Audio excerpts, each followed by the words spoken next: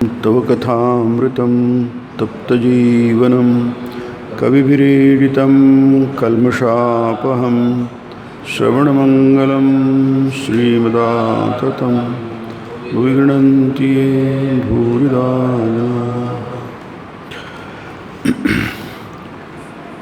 साप्ताहिक प्रवचनमालेमध्ये आपण श्रीरामकृष्ण वचनामृत आणि श्रीमद्भगवद्गीता यावर चिंतन करीत आहोत. श्रीरामकृष्ण वचनामृताचा हा 23वा अध्याय आपण बघत आहोत. ईश्वराला प्रणाम करा असं श्रीरामकृष्ण म्हणतात आहे. आलेले भक्त लोक त्यांना प्रणाम करतात आहे आणि मधून ते म्हणतात की तुम्ही देवाला प्रणाम करा. आपण प्रणाम देवालाच करतो मी, पण जे देवतुल्य असतात त्यांना पण प्रणाम करतो. जसं घरच्या ज्येष्ठ मंडळींना आपण लहान मुलं करतात किंवा लहानांनी करायला पाहिजे. आईला वडिलांना प्रणाम करायला पाहिजे. का त्यांना प्रणाम करतो? प्रणाम तर देवाला करायचा असतो, कारण देवत्वाचे काही अंश, काही बाबी त्यांच्यामध्ये असतात. आचार्य जे आपले शिकवतात, गुरु. आपण बघताना आपला एक विद्यार्थी कोणत्या तरी विदेशातल्या विद्यापीठामध्ये त्यांचा जो पदवीदान समारंभ असतो ते झाल्यानंतर तो तिथल्या विदेशी त्याच्या शिक्षकांना, प्राचार्यांना, जे कोणी असेल, प्राध्यापकाला हाताला पाय लावून प्रणाम करतो. तिथले सगळे लोक थक्क होतात. अरे हे काय आहे? कारण त्यांना माहीत नाही, त्यांच्याकडे अशी काही प्रथा नाही आहे. ते तुम्ही बघितलं ते क्लिप, त्यांना सगळ्यांना वाटते कारण ती काय आपली प्रथा आहे ती की नाही. मग ते हे जिथे जिथे दिव्यत्वाची जेत प्रचिती तेथे कर्माजे जुळती, जुनी कविता होती की नाही. मला वाटते बाबा बोरकरांची आहे ती. जिथे जे दिव्यत्वाची प्रतीती म्हणजे अनुभव आपल्याला जिथे जिथे जाणवतो की काहीतरी वेगळं आहे की नाही, तिथे तिथे आपले हात जुळतात. म्हणजे प्रणाम करतो, नमस्कार करतो, वंदन करतो, लोटांगण करतो. जसं आपण तो म्हणतो, तुकाराम म्हणतो मी लोटांगण घालतो. तुकाला लोटांगणी. तुकाराम लोटांगण का घालतात? आणि ते म्हणतात मला जागा द्या. माझं ठाव नुसतं लोटांगण घालत नाही आहे, ते विनवणी करतात. माझं ठाव द्या बाजी चरणी. कारण त्यांना तिथे विशेष आता काहीतरी जाणवतं.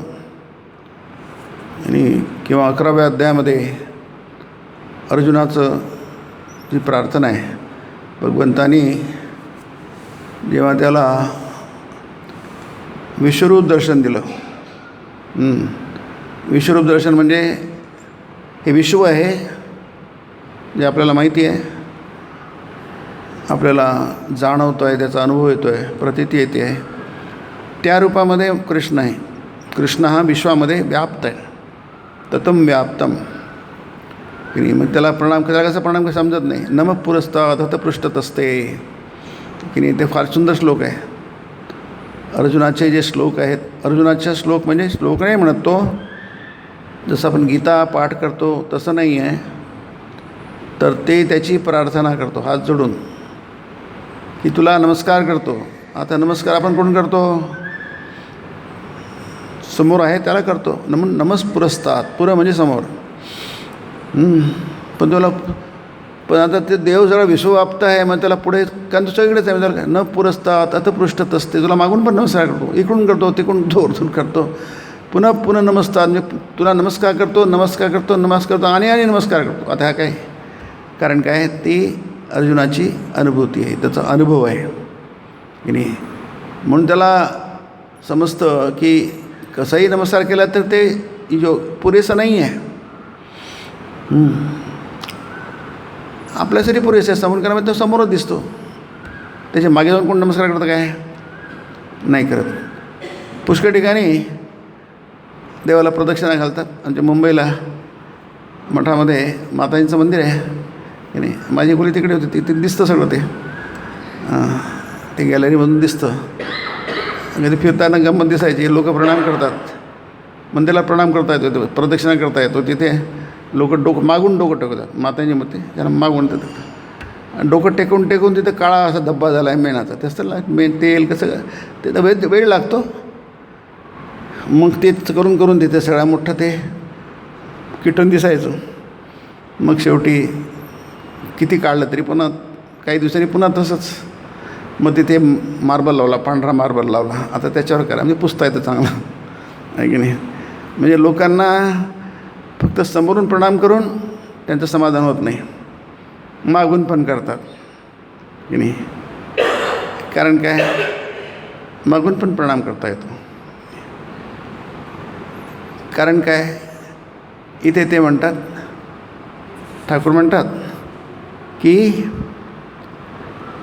तोच सर्व रूपांनी नटला आहे.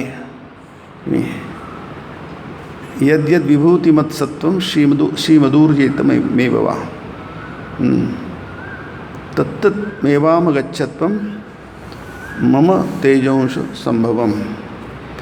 जिथे जिथे महानता दिसेल, गौरवशाल दिसेल, यद जिथे तिथे विभूतिमत सत्वम, सत्वम म्हणजे पदार्थम, त्याला सत्व म्हणतात, वस्तू. यद्यत विभूतिमत सत्वम श्रीमद ऊर्जितमेव वा. ऊर्जित म्हणजे काहीतरी फार प्रकाश अवस्था, खूप श्रेष्ठ महान, जे आपल्याला सहजासहजी मिळत नाही की नाही. महान म्हणजे या अर्थाने तत्तमेव तत्तद एव मम तेजोंश संभव. माझ्या तेजाचा अंश आहे, ब्रह्माचा तेज आहे तिथे मी. आता ते जाणवायला तुम्हाला सगळ्यांनाच काही ते तसं करत नाही. ज्यांची त्या प्रकारची वृत्ती असते, त्याचे संस्कार असतात, या जन्मीचे किंवा जन्मजन्मांतरे वा असं वेदांत सार म्हणतं. अनेक जन्मांचे संस्कार असतात, त्यांनाच ते त्याची कल्पना येते. आणि मग हे भक्त तिथनं ठाकूरांना प्रणाम करतात. ते म्हणतात तोच सर्व रूपाने, म्हणजे प्रणाम करतात. तुम्हाला कळतं आहे आणि किंवा कळत पण नाही. पण काय कळायला पाहिजे की ईश्वराला प्रणाम करा. तुम्ही ईश्वराला प्रणाम करतात. जेव्हा आपण मंदिरात देवदर्शनाला जातो आणि देवासमोर प्रणाम करतो, झुकतो, काय उभा राहतो, प्राण भरतो, काय डोळे मिटतो, जे काय असेल ते मी, त्याचा अर्थ काय आहे, तुम्ही ईश्वराला प्रणाम करता. कोणी जो असेल, दुसरा असेल, तुम्ही कशाला करता, ते काय गरज आहे. आता वटपौर्णिमा येईल आहे की नाही. तर वटपौर्णिमेला ते झाड असतं, वडाचं झाड की नाही. सगळ्याच तुम्हाला ते बसतात, फोटोत बघतात, सगळंच माहिती आहे, मी काय सांगणार. त्याला सूत लावतात, करतात, नाम करतात, सगळं. ते काय आहे, हा काय, ज्याला काहीच माहीत नाही हे सगळं, तो काय म्हणेल हा काय प्रकार आहे की नाही. हा वेडेपणा आहे. आजकालच्या एवढ्या आधुनिक काळामध्ये की नाही, 21व्या शतकामध्ये तुम्ही हे काय वेडेपणा करता. कारण त्यांना कळत नाही, जे म्हणतो त्यांना काहीच कळत नाही आहे, त्यांना काहीच माहीत नाही त्याच्याविषयीचं. मग त्याचं महत्त्वच नाही कळणार, किंवा त्याची गंमतच करणार नाही. ते बिहार UPमध्ये ते काय याच्यातून चाळणीतून बघतात चंद्राला, त्याला काय म्हणतात, करवा चौथ. तर ते एकीने काहीतरी बाईने, आपलेच हिंदूच आहे ते, जे काय असेल जास्त. हा काय 21व्या शतकामध्ये वेडेपणा करतात. म्हणजे काय, आपल्याला पूर्वी कळत होतं, आपल्या मूर्खपणामुळे आता कळणं बंद झालं. माणसाला जे कळतं त्याच्यात जास्ती कळलं पाहिजे, आणखी जास्ती कळलं पाहिजे, आणखी जास्ती कळलं पाहिजे. आणि शहाणपणा वाढला पाहिजे आणि वेडेपणा कमी झाला पाहिजे. आणि असंच नेहमी होत नसतं. शहाणपणा हळूहळू कमी होतो आणि वेडेपणा हळूहळू वाढतो. मग असे काहीतरी काय म्हणतात, ज्याला शेंडानं बुडका असे लोक बोलत असतात. म्हणून त्याची जाणीव करून देतात. तुम्ही जेव्हा प्रणाम करता तेव्हा तुम्ही देवाला प्रणाम करता. देवातलं तिथलं मम तेजंश संभवम, मी तिथे उपस्थित आहे, माझा तेजाचा अंश तिथे आहे. कारण ते ब्रह्म अनंत आहे म्हणून त्या अंश म्हटलं आहे तिथे. कारण आपल्याला तिथे तेवढंच जाणवतं. देवामध्ये अंश नाही आहे, देवाचे भाग नाही आहे, पण आपल्याला ते पूर्ण जाणू शकत नाही. सूर्य आपण एक बघतो तरी किती कठीण आहे सूर्याकडे बघणं. एक सूर्य बघायला किती कठीण आहे. आपले डोळे दिपतात. अगदी ग्रहणसुद्धा बघू नका म्हणतात. पाण्यात बघा, भिंतीवर बघा असं म्हणतात, किंवा ते काळ्या काचीने बघा वगैरे वगैरे. तर हजार सूर्य, हजार नाही हजारो सूर्य जर एकाच वेळी जर ते चमकले आकाशात, तर बघणं किती कठीण जायला आहे. पण अर्जुनाला दिसले ते. तो म्हणतो तुझं महात्मा एवढं आहे. देवी सूर्य सहस्रस्य, देवी म्हणजे आकाश, आकाश म्हणजे अंतराळ. सहस्रस्य सूर्य, हजारो सूर्य हे नाही. दिवी सूर्य सहस्रस्य आणि भवेद युगपदत्थिता, युगपद उत्थिता. जर भवेत म्हणजे जर, युगपद उत्थिता, एकाच वेळी जर आकाशात चमकायला लागले किती, हजारो. दिवी सूर्य सहस्रस्य, सहस्र म्हणजे हजार, हजारो सूर्य जर एकाच वेळी आकाशात तळपायला लागले, त्याचं तेज किती होईल आहे आपल्याला कल्पनातीत तेल आहे. त्याबद्दल कल्पना नाही करू शकत. पण अर्जुन म्हणतो तुझ्या हे महात्मन, कृष्णाला त्यांनी महात्मन म्हटलं. दिवी सूर्य सहस्रस्य युगपद उत्थिता. तशा प्रकारचं तेज कदाचित तुझं, म्हणजे पूर्ण नाही, मी तुझं वर्णन नाही केलं, ते यथावत वर्णन नाही आहे, जसं पाहिजे तसं मी वर्णन करू शकत नाही आहे. एक मी कल्पना करतो आहे. ती कल्पना नेहमी थिटी असते, पंगू असते, अपंग असते, पण तरी आपण कल्पना करतो. अर्जुन तरी पण कल्पना करतो. भासस्तस्य महात्मनः यदि भवे स्यात् भासस्त, कदाचित तसं ते तुझं तेज आहे. तुझं तेज म्हणजे महात्म्या अर्थाने घेऊ आपण की नाही. तुझं तेज आहे, इतकं तेज आहे, एका सूर्याच्या हजारो सूर्यांच्या तेजा इतकं कदाचित असू शकेल. अर्जुन असं म्हणत नाही मी हजारो असेल असं नाही म्हणतो, कदाचित की नाही. आता कदाचित म्हणतो तो म्हणजे काय, तो काय वेडा झाला आहे काय, त्यांनी खाल्लं आहे नशिली पदार्थ नाही, त्याचं वर्णन आहे, तो वर्णन करतो आहे. वर्णन करू शकत नाही अशा गोष्टीचं वर्णन अशा प्रकारे करावं लागतं की नाही. आपण व्यवहारात पण कधी कधी करतो. तर तो अर्जुन तिथे काय बघतो आहे, काहीतरी महात्म्य बघतो आहे की नाही. तिथे काहीतरी विभूती त्याला म्हटलं आहे की नाही. म्हणून शेवटी त्याला शेवटच्या अध्यायामध्ये संजय जे धृतराष्ट्राला सांगतो की तिथे म्हणतो यद्यद विभूती मग तिथे यत्र योगेश्वर कृष्ण तत्र पार्थो धनुर्धरा तत्र श्री विजयो भूती. तिथे म्हटलं आहे तिथे विजय आहे, तिथे भूती आहे. भूती आणि विभूती फरक काही नाही आहे, एकच आहे. विभूती म्हणजे विशेष भूती, काहीतरी वेगळं महान, आपल्या कल्पनेच्या खूप पलीकडलं. तिथे जिथे अर्जुन आहे हातात धनुष्य घेऊन, जिथे योगेश्वर कृष्ण आहे त्याला तिथे योगेश्वर म्हटलं आहे, योगांचा ईश्वर. इथं टिकलं आहे म्हटलं आहे अर्जुन म्हटलं आहे योगेश्वर नाही म्हटलं, महायोगेश्वर म्हटलं आहे. योगेश्वराचा सुद्धा महायोगेश्वरो हरिही म्हटलं आहे. हा हरी हा महायोगेश्वर आहे. म्हणजे असं प्रत्येकाच्या कल्पनेप्रमाणे ज्या ज्यावेळी जो जो भाव असेल त्या त्याप्रमाणे काय ते त्याला अभिव्यक्ती दिली जाते. याच्या मागे काय आहे? याच्या मागे तो भाव मुळात महत्त्वाचा आहे की नाही. श्रीरामकृष्ण म्हणतात आधी भाव नंतर प्रेम वगैरे, ते आहे महाभाव प्रेम वगैरे. ही श्रद्धेतून उपलब्ध होते की नाही, त्याला वेळ लागतो. आता हे जे भक्त येतात आहे श्रीरामकृष्णाकडे आले आहेत आणि ते आले, खाली बसले आणि वंदन करतात आहे आणि श्रीरामकृष्ण मधून म्हणत आहे जे इथे ते त्याची मांडणी केली आहे, शब्दांची योजना केलेली आहे. नाही, याच्यावरून आपल्याला काय दिसतं आहे की जे येतात त्यांना श्रीरामकृष्ण माहिती आहे, श्रीरामकृष्ण ते परिचित आहेत. म्हणून एक कृती घडते आहे, एरवी कृती घडत नाही. मग त्यांना ते शिकवतात आहे. तुमचं बरोबर आहे, यू आर राईट की नाही, तुम्ही जे करता ते बरोबर आहे, परंतु काय नाही, तुम्ही फक्त नुसतं विचार न करता करण्यापेक्षा समजून करा की नाही. म्हणजे तो तुमचा भाव आहे आणखी घनीभूत होईल आहे, आणखी तो स्पष्ट होईल आहे की नाही. आपला जो भाव आहे म्हणजे याच्यामध्ये ईश्वरी भाव म्हणतो आहे. ईश्वरी आपल्याला कुठे दिसतो ईश्वर की नाही. आपल्याला ईश्वर कुठे दिसतो? मग यद्यद्विभूती तिथे काही विशेष ठिकाणामध्ये दिसू शकतो. आपण सूर्याला नमस्कार करतो, त्याला सूर्य म्हणून नाही, सूर्यनारायण म्हणतो आहे की नाही.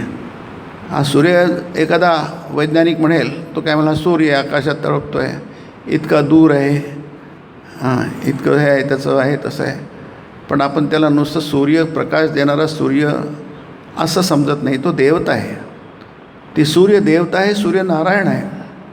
मग आपण त्याला नमस्कार करतो. असं कुठे काय आहे? बाकीच्या याच्यात कुठे सूर्यनारायण आहे, चंद्र वगैरे कसं. आता तसं इस्लाममध्ये चंद्राला फार महत्त्व आहे की नाही. तोही चंद्र म्हणजे त्याची कोर त्यांच्या याच्यावर असतं. कारण काय त्यांच्या दृष्टीने आपण त्याला चंद्र म्हणू किंवा भाऊबीजला ओवाळू वगैरे किंवा आणखी काय करवा चौथ वगैरे, आपणही चंद्राला महत्त्व देतो. पण त्यांच्या मनदृष्टीने तो चंद्र म्हणजे अशी साधीसुधी गोष्ट नाही आहे की नाही. त्यांच्या दृष्टीने, त्यांच्या परंपरेमध्ये, त्यांच्या थिओलॉजीमध्ये त्याला खूप महत्त्व आहे. त्याची कारणं बरीच, तो आपला काही नाही. का तिथे वाळवंट आहे, तिथे त्याचं होतं त्याला अर्बक स्थानामध्ये, आणि तिथे सगळीकडे रखरखाट असतो. आकाशात चंद्र उगवतो, तो मात्र तिथे रखरखाट तिथपर्यंत पोचत नाही. आपल्या डोळ्याला शांत देतो, विरोध देतो. म्हणून त्यांचा रंग सगळा हिरवा असतो. का हिरवा का असतो? कारण हिरवा रंग हा आपल्या डोळ्याला शांत होतो. हा परिस्थितीप्रमाणे, वातावरणाप्रमाणे सगळं असतं, तो वेगळा विषय आहे. परंतु इथे काय आहे, त्या सगळ्या गोष्टी आपल्याला माहीत असतात, पण त्यांना विसरायला नको. नाही, त्याची आपल्याला नेहमी स्मृती पाहिजे, आठवण पाहिजे. आणि म्हणून तुम्ही करताना तो भाव वाढवा. म्हणून इथे त्यांनी छान म्हणलं आहे, सर्व उपाय नटला आहे, फक्त एखाद्या जागी प्रकाश जास्ती आहे. आणि जसे साधू, तत्व काय आहे, सिद्धांत काय आहे?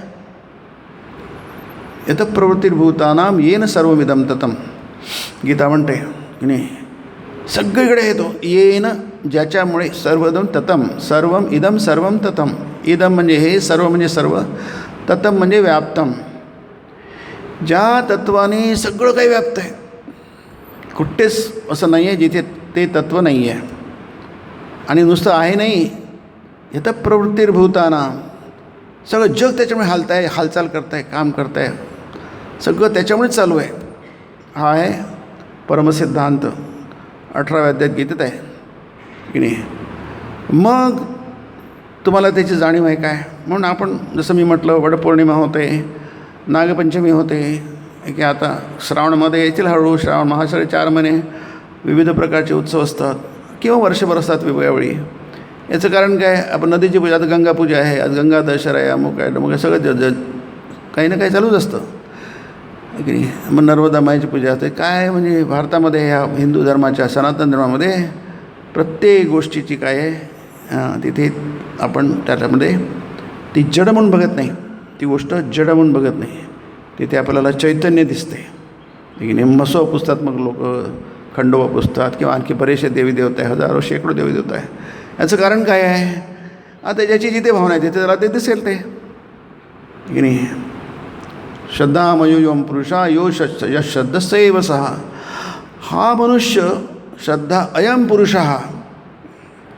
की नाही 17वा अध्याय, की हा मनुष्य हा काय आहे? मयम म्हणजे प्राचुर्य, त्याच्यामध्ये श्रद्धा ठासून भरलेली आहे, त्याला मय म्हणतात की नाही. समुद्र जलमय आहे, जिकडे तिकडे पाणीच पाणी आहे. माणसामध्ये शरीरामध्ये सगळीकडे श्रद्धा आहे.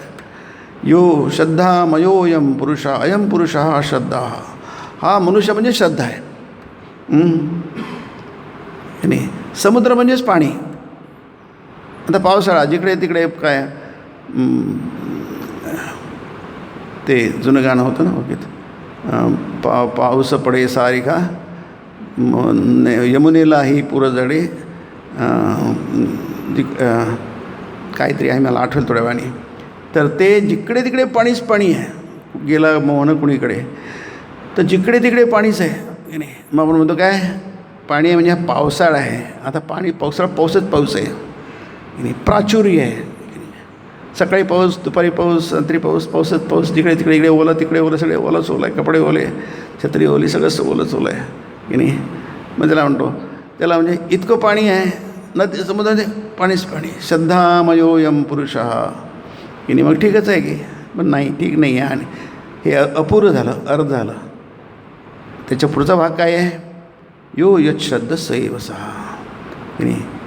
जो माणूस कसा आहे, श्रद्धा आहे का बरोबर आहे ते, परंतु तो कसा आहे, ज्याची जशी श्रद्धा तसा तो. यो श्रद्धामयोयम पुरुष यो यो म्हणजे जो, यत श्रद्ध स एव सः, ज्याची जशी म्हणजे ज्याच्या श्रद्धेचा दर्जा जसा तसा तो आहे. स एव सः, तसाच तो आहे. एव सः, तसाच तो आहे. म्हणून आपण जे करतो ज्याची श्रद्धा, म्हणून तिथे त्या अध्यायाचं नाव आहे श्रद्धात्रय विभाग योगो नाम. नुसती श्रद्धा म्हणून चालत नाही, ती 3 प्रकारची श्रद्धा असते. तो पूर्ण अध्याय 17वा अध्याय श्रद्धात्रय विभाग योगाचा आहे. याचं कारण काय आहे? नुसती श्रद्धा म्हणून पण चालणं, ते श्रद्धा नेहमी शुद्ध करायला पाहिजे. आत एक शब्द आहे अंधश्रद्धा वगैरे आहे की नाही. तर ती श्रद्धा, त्या अंधश्रद्धेला काही अर्थ नाही. स्वामी विवेकानंदांनी पण तो श्रीरामकृष्णांसमोर तो एका चर्चा बोलता बोलता ते वाद घालत असतात ना श्रीरामकृष्णांशी की नाही. त्यांनी अंधश्रद्धा वगैरे म्हटलं आहे की नाही. हे सगळे धर्म अंधश्रद्धा आहे वगैरे आजकाल म्हणतात तरुणवर जास्ती असतं. मग श्रीरामकृष्ण त्यांनी थांबवलं, थांब आहे की नाही. तू काय म्हणतो आहे? अंधश्रद्धा आहे की नाही. मग अंधश्रद्धा शब्द कायचा अर्थ काय सांग मला आहे की नाही. ते गडबडले ते. अंधश्रद्धाचा अर्थ काय आहे? आपल्याला विचारलं अंधश्रद्धाचा अर्थ काय आहे, आपल्याला नाही सांगता येणार. कारण काय, आपल्याला तात्विक पद्धतीने बौद्धिक पद्धतीने सांगता येणार, तार्किक पद्धतीने सांगता येणार येतात की नाही. आपण काहीतरी बडबड करू की नाही, कारण आपण त्याचा विचारच केला नाही आहे. अंधश्रद्धा म्हणजे काय, श्रद्धा की नाही म्हणजे काय तेही माहीत नाही आहे. मग श्रद्धा अंधश्रद्धा म्हणजे काय ते माहीत नाही. कोणी यांनी म्हटलं, त्यांनी म्हटलं, मी बनवून टाकलं. पण बोलणारे विचार न करता बोलतो. शब्दांचे अर्थ काय असतात त्याचा विचार करत नाही. श्रद्धा ही नेहमी आंधळी असते. श्रीरामकृष्ण म्हणाले, अरे नरेन, श्रद्धा नेहमीच आंधळी असते की नाही. श्रद्धा म्हणजे विश्वास आहे की नाही. विश्वास म्हणजे नेहमीच आंधळा असतो. काही विश्वास आंधळे आणि काही विश्वास डोळस असं असतं काय. श्रद्धा म्हणजेच आंधळी असते ती. आपण व्यवहारात सगळी श्रद्धाच असते ना, त्याला कसे डोळे असतात. आपण मग काय म्हणतो, डोळस श्रद्धा पाहिजे. आणखी एक शब्द शोधून काढला आपण. श्रद्धा हे नेहमी डोळस पाहिजे. म्हणजे काय पाहिजे आहे की नाही. अरे ते आंधळे ते डोळस कसे असणार. श्रद्धा म्हणजेच आंधळी. लहान मूल आईवर आंधळेपण विश्वास ठेवतो. तो थोडीच काही त्याला खरं म्हणजे त्यांनी बुद्धी वापरली. जेव्हा बुद्धी वापरला स्वर्ग त्याची श्रद्धा कमी होते. आईवर, वडिलांवर, सगळ्यांवर श्रद्धा कमी होते. आपण बघतो राहतो.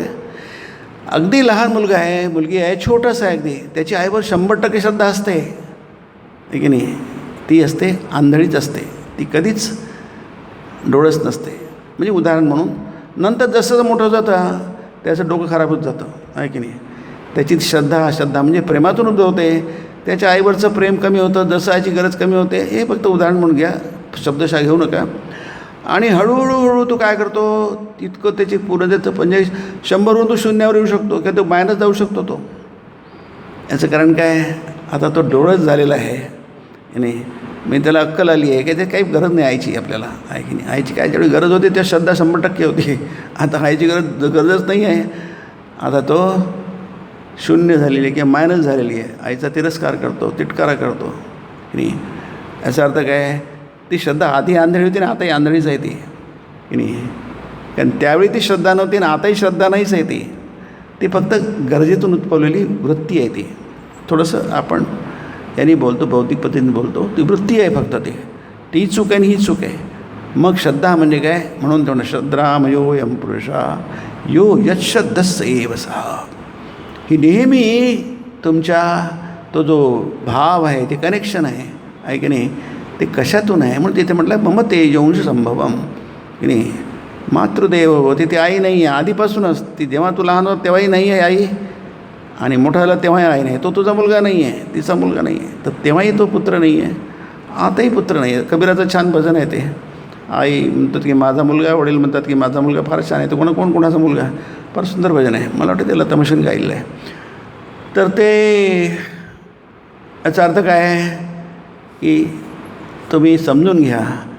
साधू यावर तुम्ही म्हणाल की दुष्ट लोकही तर आहेत वगैरे वगैरे, वागणाऱ्यांच्या गळ्यात गळा घालण्याची काही जरूर असते, जरूर नाही आहे. त्याला दुरूनच नमस्कार करून काढता पाय घ्यायला हवा.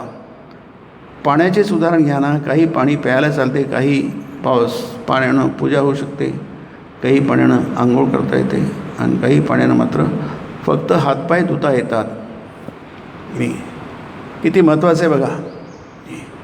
म्हणून त्याला गीतेत म्हटलं आहे, त्याला अंधश्रद्धाही म्हटलं नाही, डोळसही श्रद्धा म्हटलं नाही. आणि दोन्ही शब्दांना काही अर्थ नाही. मग स्वामीजी म्हणाले, त्यांनी सांगितलं की अरे श्रद्धा नेहमीच आंधळी असते की नाही. आपण काहीतरी बघतो आणि सुरूच करतो, मग ती श्रद्धा हळूहळू आपली. तुम्ही डोळे श्रद्धा हा शब्द काही अर्थ नाही त्याला, पण वापरायचं असलं वापरू शकता तुम्ही. तर मग तुम्हाला त्याचं महत्त्व आणखी झालं, ते आणखी एक वाढलं. पण गीतेत तसं नाही आहे. गीतेमध्ये म्हटलं आहे तसं नाही आहे. ते त्याला त्यांनी दार्शनिक पद्धतीने मांडलं आहे. जेव्हा गोष्ट दार्शनिक पद्धतीने मांडली जाते, तात्विक पद्धतीने मांडली जाते, मग याला जो अर्थ असतो तो आणखी स्पष्ट होतो, आणखी शुद्ध होतो की नाही. नाहीतर आपण जगात बघतोच आहे की नाही. मी आता कालच परवाच इथे आमचं दर शुक्रवारी महिन्याच्या धाराशिवला जातो. माझं प्रवचन आटोपलं संध्याकाळी 5:30 6:30 असतं. मग तिथे बसतो, ते मोकळी जागा आहे. तिथे बाई आली, ती काय 45-50 वर्षाची असेल ती. तिचे पती नव्हते. त्या रामकृष्ण परमहंस ती शाळा आहे तिथे, तिथे त्या हॉस्टेलची ती रेक्टर आहे, तिथली ती इन्चार्ज आहे.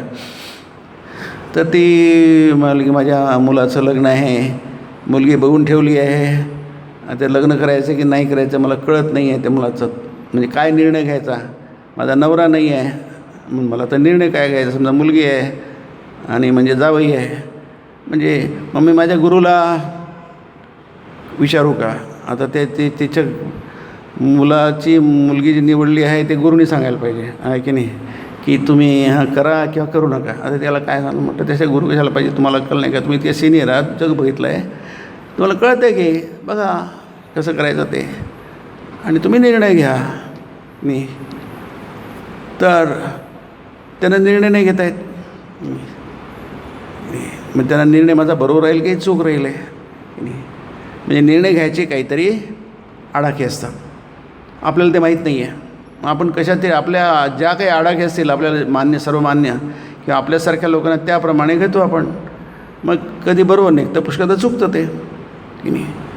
कारण काय, आपल्याला माहीतच नाही की निर्णय कसे घ्यायचे असतात, म्हणजे ते चुकणार नाही किंवा कमीत कमी चुकतील की नाही. आपल्याला माहिती आहे आपले निर्णय खूपदा चुकतात, कुठे जातात ते.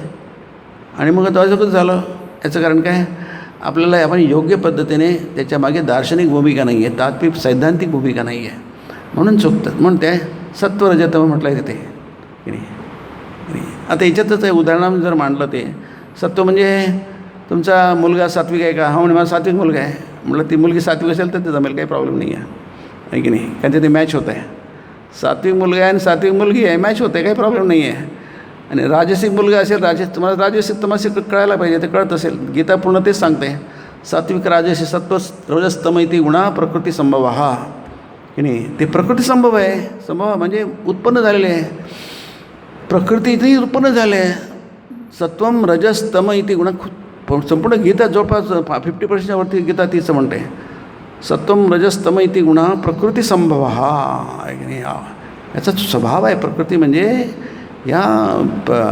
हे जे व्यक्त झालेलं आहे जग, त्याला प्रकृती म्हणतात आहे की नाही. त्याला आपण दृश्य म्हणतो, जे दिसतं आहे अनुभवत आहे त्याला आपण प्रकृती म्हणतो. त्याचं तेच सत्वरज मध्येच बनलेलं आहे. ते प्रकृती संभव म्हणजे कुठून आले ते हे सगळे, त्यांचा उगम काय आहे ते म्हणतात. अरे ते प्रकृतीत आलेले आहे. तुम्हाला माहीत आहे की माहीत असायला पाहिजे की नाही. तन्निबध्नाति महाबाहो. अरे तुम्हाला ते बांधणार आहेत की नाही. तुम्हाला ते काय करणार आहे, कैद करणार आहे, तुम्हाला गुलाम बनवणार आहेत. कोणाला गुलाम? तन्निबध्नाति. हे तू महाबाहो, तू खूप पराक्रमी असशील. महाबाहो, अर्जुनाला त्यांनी महाव संबोधन आहे नी. देहे देहिनम अव्ययम. तू शरीरधारी आहे, तुला आकार आहे, तुला रूप आहे, तुला नाव आहे, उपाधी आहे, सगळं म्हणून तू बनलेला आहे. या एवढ्या मोठ्या विश्वामध्ये, ब्रह्मांडामध्ये तुझं एक अस्तित्व आहे. त्याला म्हटलं आहे देही. देही देहिनम अव्ययम की नाही. तू देही असून आता स्वतःला देह समजतो आहे की नाही. तो देही कसा आहे, अव्यय आहे, परमात्मा आहे, अविनाशी आहे, अनंत आहे ना. देहे देहिनम अव्ययम. अव्ययम देही आहे ते देहात बसला आहे तो. कशामुळे? सत्वरजस्तम इति गुणा प्रकृती संवाद. तुम्ही समजले की ते तसा तुम्ही आहे म्हणजे काय, त्याचा परिणाम काय होतो? सत्वरजस्तम इति म्हणजे तुम्ही स्वतःला काय समजायला लागतात, मी चांगला आहे, मी वाईट आहे, माझा जन्म झाला, मी मरणार आहे. हे कशामुळे होतं? तो अव्यय देही आहे म्हणजे सतत प्रत्यक्ष परमात्मा ब्रह्म आहे, त्याचे अव्यय त्याचे गुण आहेत. तो अजोपी सन अव्यय आत्मा तो आहे, तुम्ही नाही आहे, शरीर नाही आहे, पण तुम्ही ते त्याचे गुण तुमच्यावर लागतात आहे की नाही. आपण उलटं करून टाकतो सगळं. म्हणून मुक्त पुरुष बद्ध होतो, शुद्ध होतो, अशुद्ध होतो. जो ज्ञानी आहे तो अज्ञानी होतो. शुद्ध बुद्ध मुक्त स्वभाव हा. तुम्ही नेहमीच शुद्ध आहात. जसं म्हटलं जातं ना, पाणी नेहमी शुद्ध असतं, अंतःकरण नेहमी शुद्ध असतं. फक्त लहान मुलांचं अंतःकरण शुद्ध असं नाही आहे. अंतःकरण म्हणजे शुद्ध आहे, ते पारदर्शी आहे. जसं काच पारदर्शी असतो, हिरा दिसतो चकाकतो, तसं मनुष्याचं अंतःकरण आहे स्वभावतःच पारदर्शी आहे, स्वभावतः शुद्ध आहे. तितकं अशुद्ध नाही आहे, पण तरी अंतःकरण अशुद्ध होतं. बाह्य गुणांनी होतं, ते स्वतः शुद्ध नाही आहे. पाणी शुद्धच असतं, ते बाह्य गुणांनी गढूळ होतं, त्याच्यामध्ये दोष शिरतात. माती पाणी, आता ते आकाशातून जेव्हा नंतर थोड्या वेळ पाणी वर्षा होते, त्याची वर्षा होतो, ते अतिशुद्ध असतं. ते म्हणतात की अगदी तुमच्या ह्याच्यात आता हा पाऊस नाही, थोड्या नंतर काही दिवसांनंतर जेव्हा आकाशाचं सगळं शुद्ध होऊन जाईल, आकाशाचं ते धुवून निघेल असं म्हणूया आपण, तेव्हा होईल आहे तेव्हा शुद्ध राहील आहे.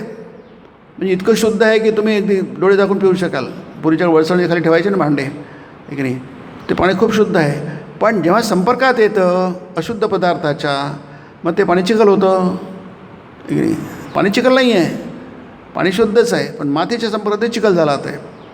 तसं अंतःकरण जे आहे, आपल्याला माहीत पाहिजे सगळ्यांना, अंतःकरण नेहमी अतिशय निर्मल असतं. त्याचा स्वभावच निर्मल आहे, म्हणजे त्याच्यात मल नाही आहे, त्यात काहीही त्याच्या विरुद्ध काही नाही आहे, वस्तू नाही आहे, शुद्ध आहे, अतिशुद्ध आहे. म्हणून ध्यान करताना लक्षात ठेवायला, मन हे नेहमी शुद्ध असतं, आपण त्याला अशुद्ध केलं आहे संपर्क आल्यामुळे की नाही. आपण होतं लहान मुलाचं पण ते फार भोळे असतात, शुद्ध असतं, त्यांच्यात विकार नसतात. हे 6 विकार जे आहे ना, काम क्रोध लोभ, त्यात काहीच नसतं. असलं तरी ते नुसतं काय आकार आहे, ते खरे नाही आहेत. नाही, जसं ते दोरी असते, सुंभ असतो, नारळाची त्याला सुंभ म्हणतात.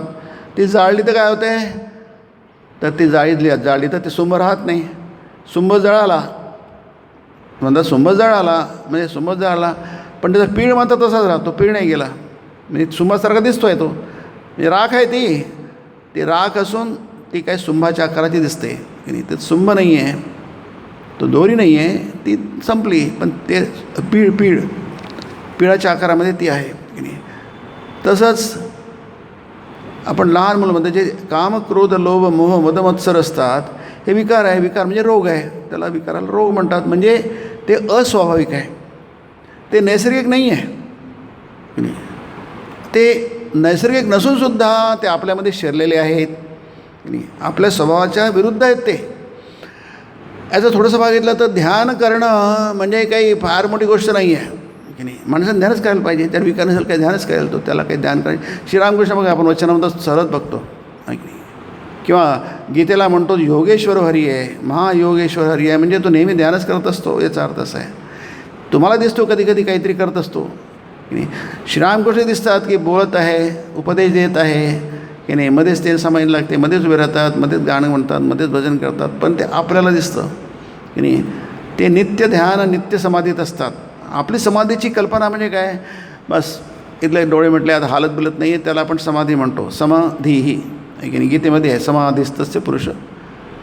हे जे अर्जुनाचा प्रश्न आहे आणि त्याचं उत्तर दिलं भगवंतानी, त्याला आपण स्थितप्रज्ञ लक्षण म्हणतो की नाही.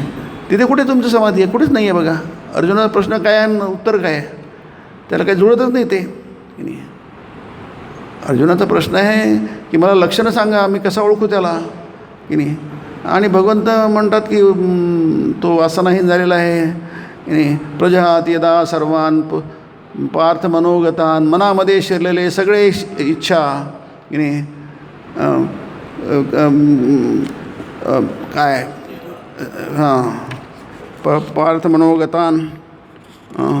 आणि नंतर आजकाल विसरायला खूप लागलं आहे. तर आणि उत्तर वेगळंच आहे की नाही. तिथं ब्रह्मनिर्वाणाचा प्रश्न आहे आणि अर्जुन म्हणतो मी समाधी पुरुषाला कसं ओळखायचं, तर समाधी म्हणजे हा समाधी आहे. तुमच्या 18 अध्यायामध्ये कुठे तुम्ही त्याचा उल्लेख नाही बघा. 18 श्लोक आहेत, म्हणजे स्थितप्रज्ञाचे श्लोक आहेत ते आहे की नाही. अर्जुनाच्या प्रश्नाचे उत्तरी आहे जे, ते तर तुम्हाला कुठेही ध्यान दिसणार नाही, कुठेही समाधी जी आपल्याला माहिती आहे तसं काहीही दिसणार नाही. पण काही सांगायचं राहिलं आहे असंही दिसणार नाही तुम्हाला की नाही. जे सगळ्या अर्जुनाचा प्रश्न त्यांनी पूर्ण कव्हर केला आहे, भगवंतानी त्याला पूर्ण कव्हर केलं आहे. परंतु आपल्या ज्या अपेक्षा आहेत त्याप्रमाणे तिथे नाही आहे. किमासीत व्रजेत किम, अर्जुनाचा प्रश्न बघा कसा आहे तर, तो बसतो कसा आणि फिरतो कसा. व्रजेत म्हणजे फिरणं आहे की नाही. तो आता अर्जुनाने विचारलं आहे मला बघायला पाहिजे, हा असा फिरतो ना म्हणजे हा समाधिवान पुरुष आहे, हा अस्तित्वप्रज्ञ पुरुष आहे की नाही. मग आपण तसंच फिरू म्हणजे हां समाधिवान पुरुष आहे की नाही. लोक तसंच करतात ना आहे की नाही. लोक बाह्य लक्षणाने करतात, मग त्याला म्हणतात अंधश्रद्धा म्हणतात आहे की नाही.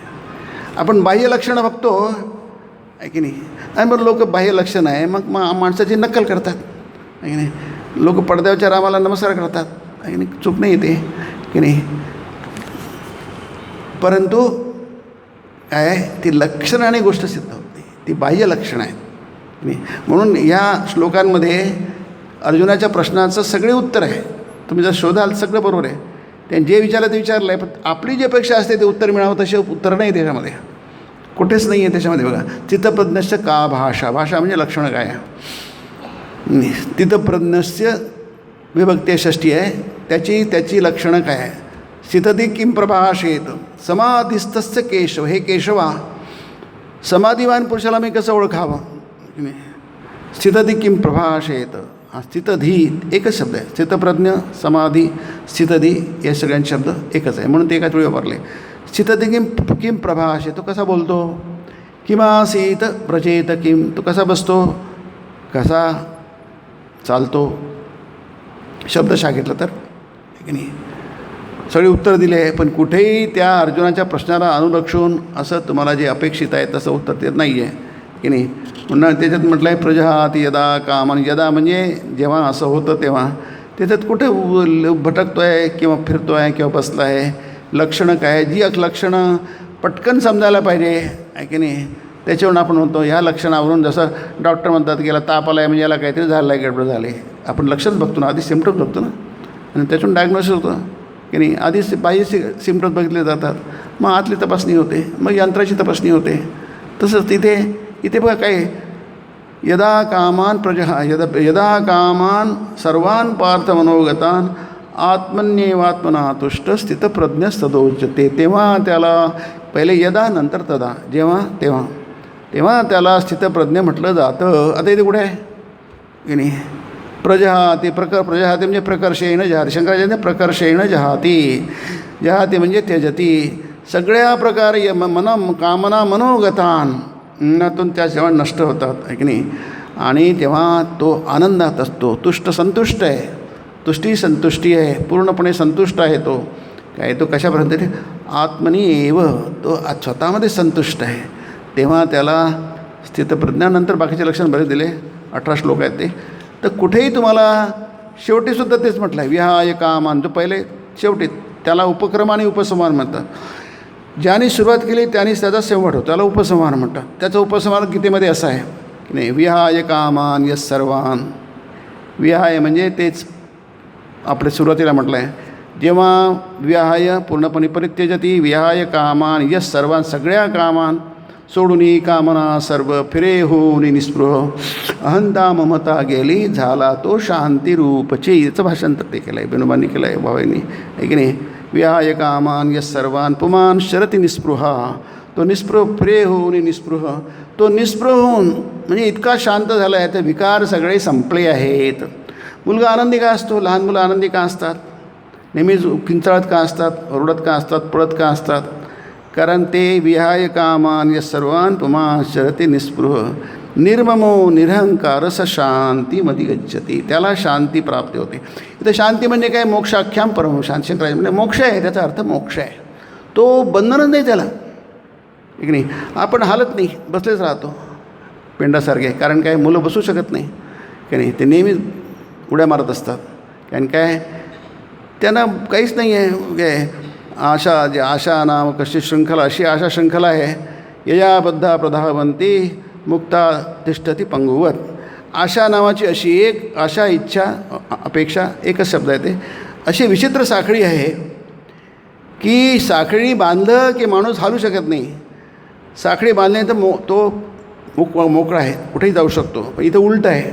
ययाबद्धा, या आशेने बांधल्यानंतर माणूस पळत सुटतो. प्रधावंती, धावत नाही, सैरावेरा पळत सुटतो. या बद्धा प्रधावंती मुक्ता तिष्ठती पंगू. याच्यातून तो मुक्त आहे. तो काय असतो? पंगू म्हणजे त्याला चालता येत नाही, त्याला आपण पंगू म्हणतो. तो पंगूप्रमाणे तिष्ठती, त्याला हालचाल करत नाही. ज्याला आशा नाही आहे तो काय आहे? या बद्धा प्रधावंती बद्धा मुक्ता तिष्ठती पंगुवत आहे की नाही. त्याला समाधी म्हटलं इथे नाही. तो पंगुवत आहे, त्याला आशा जायचं कारणच नाही भटक आहे. त्याला तो अशांत आहे. माणूस कोण दिसतो तुम्हाला अशांत आहे की नाही? खूप अशांत आहे, कारण त्याला काहीतरी अशांत करणाऱ्या गोष्टी आहेत की नाही. मग त्या बाईला म्हटलं, खरे निर्णय घ्या, तुम्ही करा. त्याला बोला, त्या मुलीला बोला, तुम्ही एकट्याच राहता, त्या मुलीला बोलवा 8-10 दिवस स्वतःशी बोलायला. एका वेळी बघून तुम्ही माणसाला समजू शकत नाही की नाही. एकदा दोनदा कुठं चहा पिता आणि तुम्ही त्याच्याशी बोलता आणि त्याच्याशी तुम्ही जीवनसाथी जीवनभर तुम्ही घालवणं कसं शक्य आहे? जन्मभर आपण घालवतो तरी व्यक्तीला समजू शकत नाही की नाही. अयोध्यात बघता ना, तो अयोध्याला काय झालं की नाही. म्हणजे जन्मभरून आपण एक विश्वास ठेवू शकत नाही, काही ना काहीतरी होऊन जातं. आणि 2-4 भेटीमध्ये सगळं होऊन जाईल बोलवा. आणि तरी पण आपल्याला काहीतरी निर्णय घ्यावे लागतात, सगळ्यांनाच निर्णय घ्यावे लागतात. असंच आपण जन्मभर जर आपण चाचपत बसलो तर काहीच निर्णय घेता येणार नाही. पण ते घेत असतानासुद्धा काहीतरी आपल्याला कळलं पाहिजे, कशा त्याचे निकष काय आहे की नाही. मग आपल्याला जास्त कळलं, आपण हे करतो, चाचपतो, हळू करतो. हां ठीक आहे, ओके, खूप नाही आपण अपेक्षा, पण ठीक आहे, चालण्यासारखं आहे असं म्हणतो की नाही. जसं आपण बाजारात जातो, एक वांग फळ घेतो, चालण्यासारखं, हे घेतं चालण्यासारखं आहे. ते ठीक आहे सगळं असं नाही. वांग कापल्यानं त्याच्यात अळी येऊ शकते, पण चालण्यासारखी आहे. जितकी शक्य आहे तितकी चाचपणी आपण केलेली आहे. आणि त्याच्यानंतर निघालं तरच ओके, चालता येतं त्याच्यामध्ये. त्यात काही एवढं काही नाही. 10 वांग्यामध्ये एखादं वांगे खिडखिडी घालत चालता येतं त्याच्यामध्ये. परंतु तुम्ही चाचपणी करताच काही त्याचे निकष लावलेच नाही आहे की नाही. भेंडी चांगली अशी पण तोडून बघतो आपण, सगळं बघतो ना, कारण ते काय त्याचं निकष आपण वापरून बघतो. तसंच जीवनामध्ये सुद्धा की नाही आपल्याला निकष करून वापरता आले पाहिजे. त्यासाठी काय पाहिजे? त्यासाठी आपली ती वृत्ती आपल्याला लहान मुलामध्ये नसणारे प्रश्न आहेत, त्यात काही कोणतीच गोष्ट आहे, ती सगळी प्रकृती संभव आहे. मुलं खूप आनंदी असतात, ते प्रकृती संभव आहे. ते काही मुलांनी काही आनंद होण्यासाठी काही केलेलं नाही आहे, ती आपल्या जीवनाची अवस्था आहे की नाही. त्याच्यामध्ये आपोआपच सगळं असतं, सगळंच ठीक असतं, ते सगळं तरल असतं. जसं मी म्हटलं की अंतःकरण अत्यंत शुद्ध असतं की नाही. आपलं अंतःकरण म्हणजे शुद्ध. पाणी नेहमी शुद्ध असतं, जसं उदाहरण दिलं आहे की नाही. पाणी नेहमी शुद्ध असतं की नाही. मग आपल्याला शुद्ध करावं लागतं, कारण काय, मधल्या काळामध्ये त्याच्यात काहीतरी घडलेलं आहे. तसंच आपल्या जीवनामध्ये आहे. आपलं अंतःकरण मन आपण नेहमीच मुक्त आहोत. शुद्ध बुद्धमुक्त शुद्ध स्वभाव आपला स्वभाव आहे. तो स्वभावाचा अर्थ असतो त्याला आपल्याला आणावं लागत नाही बाहेरून. मुलांना आनंद देण्यासाठी बाहेरून काही गरज नसते, कशातही आनंद असतो त्यांना. अगदी छोट्या छोट्या गोष्टीसुद्धा आनंद असतात. एकटे असतात तरी ते बडबड करता आनंद असतात त्यांना. याचं कारण काय आहे, त्यांना दुःखी करणाऱ्या गोष्टीच नाही आहे, त्यांना उदास निराश करणाऱ्या गोष्टीच नाही त्यांच्या मनामध्ये. मग आल्या कुठून आपल्यामध्ये, त्यांच्यात नाही, मग आपल्यात कुठून आल्या. आणि येण्याची गरज काय, त्यांना आपण कशाला प्रवेश उद्रिया की नाही. ज्या गोष्टी आल्या 1 2 3 करत आल्या आणि नंतर मग ते इथंच गेल्या आणि आपण मग काय, आपला प्रवास उलटा झाला. आपला प्रवास आनंदाकडून अति आनंदाकडे, आणखी आनंदाकडे, परमानंदाकडे जायला पाहिजे. आपण आनंदाकडून उलटा प्रवास सुरू झाला आहे की नाही. दुःखाकडे दुःख, आणखी दुःख, आणखी दुःख, आणखी दुःख आहे की नाही. चिंतामग्न वृद्धस्तावत चिंतामग्न शंकराचार्य म्हणतात. आता वय झालं, आता लोक नेहमी चिंतेत असतात. आता कशी चिंता आहे, लहान मुलाला चिंता नसते, ते मस्त मौज करतात. आणि नंतर मग काय करते, चिंता असते. ते चिंतामग्नामध्ये ते तुम्हाला चिंतामध्ये चिंतन नाही आहे, ते चिंता आहे, ते तुम्हाला दुःखी करते, उदास करते नाही. हे सगळं प्रकृती संभव आहे की नाही. याच्यावर तुम्हाला मात करायची म्हणजे तुम्हाला दर्शनाची गरज आहे की नाही. शहाण्या लोकांनी सांगितलं, शहाणे म्हणजे ऋषी म्हणजे आपले सगळ्या शहाणे होते. आपण काय शहाणे असणार, ते अवतार पुरुष ते शहाणपणा शिकवण्यासाठी आपल्याला येतं. मग आपण काय गीता वाचतो, वचनामृत वाचतो, याचं कारण काय, त्याला आपल्याला ते दार्शनिक दृष्टी देतात, दिव्य दृष्टी देतात. जसं आपण नेहमी म्हणतो गीतेमध्ये भगवंतानी कृष्णाला अर्जुनाला दिव्य दृष्टी, दिव्यम ददामि ते चक्षु. तुला अर्जुना तुला दिव्य डोळे देतो, ते आपल्याला दिव्य डोळे पाहिजेत. या डोळ्याने काम नाही भागणार. जे डोळे आपल्याकडे आज आहेत त्या डोळ्याने काय व्हायचं नाही. त्या डोळ्याने तुम्ही जे व्हायचं तेवढंच होऊ शकतं, त्याच्या पलीकडे काय होणार नाही आहे. आणि हे होत असताना त्या डोळ्यामधून तुमचं अंतःकरण आणखी बिघडत जाईल, आणखी मन खराब होत जाईल की नाही. कारण काय, आता ती अवस्था आलेली आहे की नाही. मुलांना काही करायची गरज नसते, ते नेहमीच आनंदी असतं. आनंद होण्याची काही नसते. आपल्याला आनंद होण्यासाठी काहीतरी करावं लागतं, तरी आपण आनंदी होत नाही. मग काहीतरी प्लॅन करावं लागतं, तेव्हा थोडंसं एवढंसं काहीतरी मिळाला ते मिळाला, नाही तर उबरवाला आहे की नाही. मग म्हणजे हा एवढा फरक कशामुळे पडतो आहे, कारण काय, आपण ते होऊ दिलं की नाही. जे होत आहे ते होऊ दिलं. त्याला शास्त्रामध्ये गीतेमध्ये प्रमाद म्हटलेलं आहे की नाही. प्रमाद म्हटलं आहे म्हणजे आपण जे घडायला नाही पाहिजे होते, घडू द्यायला नाही पाहिजे, ते घडू दिलं, होऊ दिलं. बघू पुढे काय करायचं होतं. एखादा माणूस अपराध करतो, चुका करतो, काहीतरी जघन्य अपराध करतो, त्याला माहीत नाही का त्याचं काय परिणाम होईल, बघू पुढे असं म्हणतो. मग पुढे काय व्हायचं ते होतं, मग शेवटपर्यंत काही ना काही भयंकर होत राहतं नाही. बघू पुढे म्हटलं की आपण तसंच करतो आहे की नाही. म्हणजे मुख्य तुम्हाला पाहिजे, तुम्ही दिव्य हा देवत्व तुमच्यात आहे. Each soul is potentially divine आहे तुमची डिव्हिनिटी. म्हणजे कोणती जरी आले, तुम्ही गडबड केली, तुमच्या चुका झाल्या, जाणून बुजून झाल्या किंवा जाणता झाल्या, ते नेहमी लक्षात ठेवायला पाहिजे की पोटेन्शियली तुम्ही तिथे तेच सांगतात आहे की नाही. तुम्ही जरी करता प्रणाम, एक जण दुसऱ्याला प्रणाम करतो, जो प्रणाम करणारा सुद्धा तोच असतो. अर्जुन स्वतःमध्ये देवाला बघतो आहे की नाही. तुम्ही त्याचं प्रार्थना वाचा ते की नाही. स्वतःमध्ये आता तो अर्जुनही नाही राहिला आहे की नाही. तो जो ते म्हणतात ना, ते दोन एक होऊन जातात, गुरु आणि शिष्य एक होऊन जातात नाही. कारण जो घेणारा शिष्य म्हणजे शासित, त्याला शिष्य म्हणतात. जो अनुशासन स्वीकारतो त्याला शिष्य म्हणतात की नाही. गुरुनी दिलेल्या आज्ञाचं जो पालन करतो तो शिष्य होतो, म्हणून तो अनुशासित आहे. त्याचा ते आदेश आहे तो पालन करतो आहे, म्हणून तो शिष्य झालेला आहे. आता तो शिष्य झालेला असतो, तो काय होतो, बदलतो, स्वतःला ओळखतो नाही, स्वतःचं दिव्यत्व ओळखतो. नाही तर गरज काय, मग उपदेशाची गरज काय. त्याला माहिती आहे हे जे आहे ना, आलेलं आहे ना बाहेरून कुठून तरी की नाही, शिरलेलं आहे ना, प्रवेश झाला आहे ना काय, म्हणून त्याला मनोगतान कामान म्हटलेलं आहे. आगतान म्हणजे आपण असे म्हणूया मनामध्ये शिरलेल्या मनोगतान आहे की नाही, किंवा मनामध्ये आलेल्या असं आगतान म्हणूया, पण तिथे मनोगतान आहे. म्हणजे मनामध्ये शिरलेल्या कामना फक्त हा एक प्रातिनिधिक शब्द आहे की नाही. कामनामध्ये सगळंच काय आलं, एव्हरीथिंग की नाही. मुलगामध्ये काही नाही, त्याच्यात ते एव्हरीथिंग आहे, ते कोणताच विकार नाही आहे त्याच्यात. अहंकार नाही आहे, मद नाही आहे, मत्सर नाही आहे, काम नाही आहे, क्रोध नाही आहे, लोभ नाही आहे, काहीच नाही आहे. खरं त्याला शुद्ध ठेवलं असेल तुम्ही तर. आजकाल ते लहान मुलाला बिघडून टाकतात. इतकी छोटी मुलं आहे, किती निष्पाप असतात, त्याला आपण म्हणतो त्याचे निष्पाप नाही, ते सगळे तसेच आहे, पण ते सध्या नाही आहे, ते पुढे येईल. ते देहाची अवस्था तशी नाही, त्याच्यामुळे जे शुद्धता आहे ती स्वाभाविक आहे. मोठी झाल्यानंतर शुद्ध ती पण स्वाभाविक असते, पण आपण त्याला घुसवलं असतं. प्रविष्टान म्हटलं आहे, मनोगतान प्रविष्टान, ते त्याला प्रविष्ट होऊ दिलेलं आहे. आपण आपली चूक आहे ती, त्याला प्रमाद म्हणतात, आपली बेसावध आहे, गलथानपण आहे. आपले शब्द पाले तर आपण अतिशय बेजबाबदारीने आपण सगळ्या गोष्टी करतो की नाही.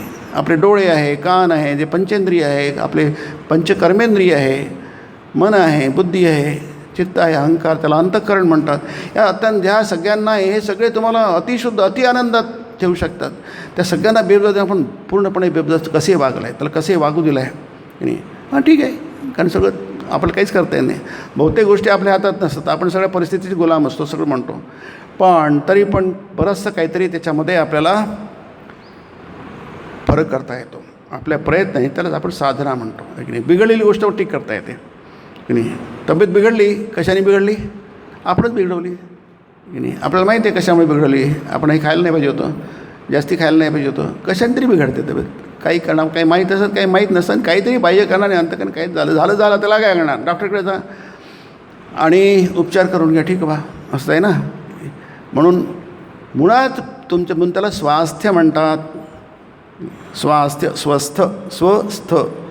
तुमची मूळ प्रकृती एकदम ठणठणीत आहे, हे नेहमी सगळेच लक्षात ठेवायला पाहिजे. पण ज्यांना ज्ञानी आहे, ज्ञानी शब्दाचा अर्थ इथे असा होतो ज्यांना जाणून घेण्याची इच्छा आहे की नाही, तो तसा ज्ञानी आणि अनुभवी नाही आहे, तो अपरोक्ष नाही आहे, अपरोक्ष नाही परोक्ष ज्ञानी आहे. त्याला जाणून घेण्याची इच्छा आहे. ते नेहमी काही बिघडलेलं नाही आहे. कारण तुम्ही बिघडलं म्हटलं तर तुम्हाला ते काय करेल, निगेटिव्ह थॉट आहे. बिघडलं म्हटलं हा निगेटिव्ह थॉट आहे, तो तुम्हाला निराश करेल, उदास करेल आहे की नाही. म्हणून वेदांत म्हणतो नो डिस्पेअर नॉट. स्वामींचं बघा, डिस्पेअर नॉट. कधी तुम्ही निराश होऊ नका, कधी दुःखी होऊ नका. कारण जसं दुःखी होणं हा सुद्धा एक प्रकारचा आपला स्वभाव होऊन गेला आहे. आज सकाळी एक मुलगा आला होता, तो इथे कुठेतरी वळजमध्ये काम करतो आहे आणि त्याची तो पुढे नगरमध्ये होता. त्याला काहीतरी मिळतात पैसे, त्याला आणखी अपेक्षा आहे, मला 1 लाख मिळाला पाहिजे पे स्केल. मग मी 12 लाख वर्षाचे, त्याला 42,000 मिळतात आहे की नाही. मग त्याचं आर्ग्युमेंट कसं आहे, त्याच्या पक्षाने आहे, स्वतःच्या बाजूने तो आर्ग्युमेंट करतो आहे. मी त्याला म्हटलं तसं आर्ग्युमेंट करायचं नसतं, तुझ्या तिकडच्या बाजूने आर्ग्युमेंट कर. तू स्वतःचा बाजूने आर्ग्युमेंट करायचं ते नेहमीच चुकतील, नेहमी दुःखी करतील, तुला काहीच कारण नाही आहे. अरे तुझ्या त्या एम्प्लॉयरनी तुला दिलेलं आहे आणि तू म्हणतो की मला काही देत नाही, तो तुझ्यावर उपकार करतो, तू त्याच्यावर उपकार करत नाही आहे. जो त्यांनी तुला अन्नाला लावला आहे तो तुला उपकार, तू त्याच्यावर उपकार करत नाही आहे. पण हा समजतो की मी त्यावर करतो, माझ्यावर अन्याय होतो, म्हणजे इत्यादी. म्हणजे आपण स्वतःला कारण नसताना दुःखी करून देतो. तुला काय म्हणतो, इतका पगार आहे, गरीब बहीण आहे, काहीच प्रॉब्लेम नाही आहे की नाही. तुला जास्ती 2 लाख 2 लाख घे, 10 लाख घे, तो तुझा प्रश्न आहे. पण आज दुःखी होण्याचं कारण नाही आहे. पण काय करतो आज आपण, जे दुःख दूर आहे ते आपण त्याला जवळ बोलावतो. त्याला म्हणतात असंतोष. शास्त्रीय भाषेमध्ये त्याला असंतोष म्हणतात की नाही. म्हणजे आपल्याला नेहमी शिकवलं आहे, तुम्ही नेहमी असंतोषात राहा की नाही. आणि ते असंतोष माणसाला नेहमीच न कळत किंवा अगदी निश्चितपणे तो दुःखी बनवतो. संतोषात परमं धनम म्हटलं आहे. तुमच्या सगळ्यात मोठं धन तुमच्याकडे असेल तर ते म्हणजे संतोष की नाही. श्रद्धा, क्षमा, तिथे म्हटलं आहे श्रद्धा, संतोष आहे. आणि षटसंपत्ती आहे ना, त्या षटसंपत्ती शेवटचं समाधान आहे. समाधान म्हणजे तुमच्या चित्ताचं तुम्ही लालन पालन त्याला नाही म्हणत समाधान, तुमची वृत्ती येते आहे. तुम्हाला माहिती आहे नेहमी प्रत्येक परिस्थितीमध्ये तुम्ही आनंदी आहात आहे की नाही. लहान मुलं आजारी असले तरी ते आनंदी असतात की नाही, दुःखी असतात, पण त्यांचा आत लहान असले शांतपणे पडले असतात की आरडाओरड करत नाही. तर बाकी मोठे लोक घर सगळं पुन्हा याच्यावर घेतात, सगळ्यांनी माझ्याकडे लक्ष द्यायला पाहिजे म्हणतात. मी आजारी असल्यामुळे मुलं शांतपणे पडले असतात. असो, तर ही जी आहे इथे ठाकूर म्हणतात की तुम्ही तिथे हा जो विवेक आहे, आपण गेल्या वेळी बघितलं तर विवेक आहे करायला पाहिजे की याच्यामध्ये कोणती गोष्ट आपल्याला त्रासदायक ठरू शकते आणि कोणती गोष्ट आपल्याला आनंददायक ठरू शकते. त्याचा तुम्ही विचार केल्याशिवाय तुम्हाला ते कळणार नाही. ठीक आहे नाही. मग जे आहे आहे योगसूत्र आहे, अनागतम दुःखम हेयम असं आहे. हेयम दुःखम अनागतम. की नाही, हेयम म्हणजे त्याज्यम, जी गोष्ट हेय आहे ती त्याला दूर ठेवायला पाहिजे. दुःखम ही प्रातिनिधिक शब्द आहे, नुसतं दुःख नाही, त्याला जोडून सगळ्या गोष्टी आहेत, त्याला दुःख म्हटलं आहे. अनागतम म्हणजे न आगतम, अजून आलेल्या नाही आहे, दूर आहेत त्या. वाघ जंगलात आहे, तो इथे नाही आहे, मग काय त्याला तिथंच राहू द्या, इथे येऊ नको. न आगतम अनागतम तिथे आहे, तिथंच राहू द्या त्याला, इकडे नका तुम्ही त्याच्याजवळ जाऊ नका आणि त्याला इकडे येऊ देऊ नका.